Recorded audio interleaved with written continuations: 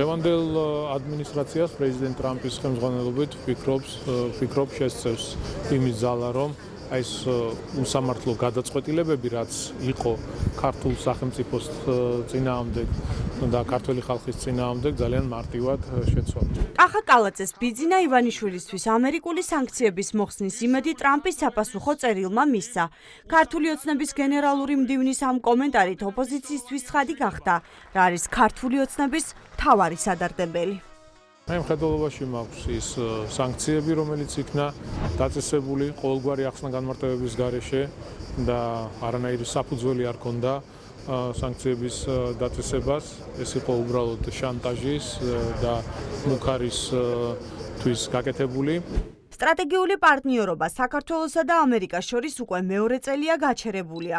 ამ ფონზე კი კახა კალაძის განცხადება, რომელსაც მხოლოდ სანქციები ედარდება, ოპოზიციისთვის პირდაპირ მტკიცებულებაა, რომ ორ ქვეყანას შორის ურთიერთობები ქართულმა ოცნებამ ერთი ოლიგარქის დასანქცირებას შესწირა.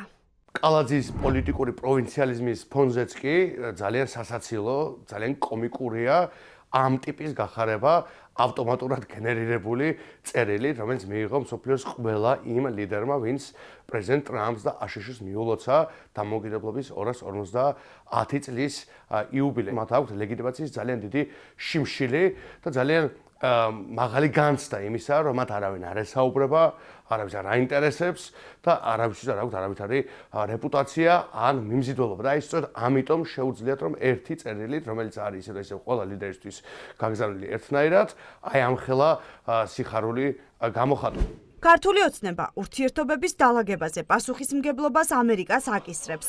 თუმცა ჩნდება კითხვა, თავად რის გაკეთებას აპირებს ივანიშვილის პარტია. რა იქნება ის შემხვედრი ნაბიჯები, რომელსაც ივანიშვილი გადადგამს. ოპოზიცია ფიქრობს, რომ პატიმრების გათავისუფლების გარეშე შეთანხმება ვერ შედგება.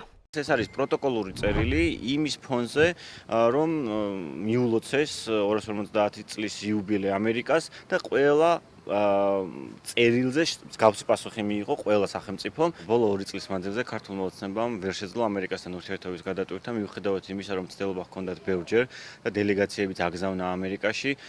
ამერიკიდან არის პასუხი ერთადერთი, რომ ქართულმა ოცნებამ ის წინაპირობები უნდა შეასრულოს იმისთვის, რომ სანდოობა დაადასტუროს. წერილი, რომელიც ირაკლი კობახიძის სახელზე შტატებიდან გამოიგზავნა, ყოველწლიურად ეგზავნება ყველა იმ ქვეყნის პრემიერ-მინისტრს და პრეზიდენტს, ვინც ამერიკას დამოუკიდებლობის დღეს ულოცავს. წელს ამ დღის აღსანიშნავ ღონისძიებაზე ირაკლი კობახიძე პირადადაც იმყოფებოდა. სავარაუდოდ წერილი, რომელიც კობახიძემ შტატებიდან მიიღო, მსოფლიოს არაერთი ქვეყნის პირველ პირს გაეგზავნა.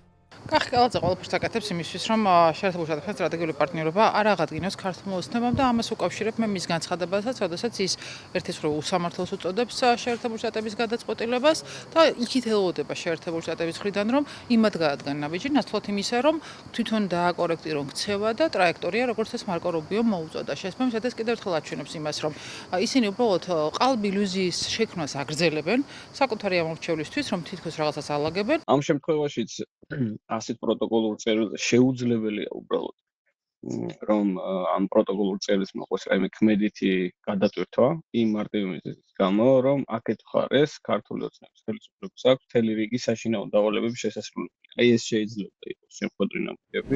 ის რომ შტატებთან ურთიერთობების აღდგენისთვის ქართულ ოცნებას კონკრეტული ნაბიჯების გადადგმა სჭირდება, ამაზე მარკო რუბიომ მკაფიოდ ისაუბრა. თუმცა ამ დრომდე ქართულ ოცნებას არც რაიმე შეუცვლია და პირველი ნაბიჯის გადადგმასაც ამერიკისგან ითხოვენ.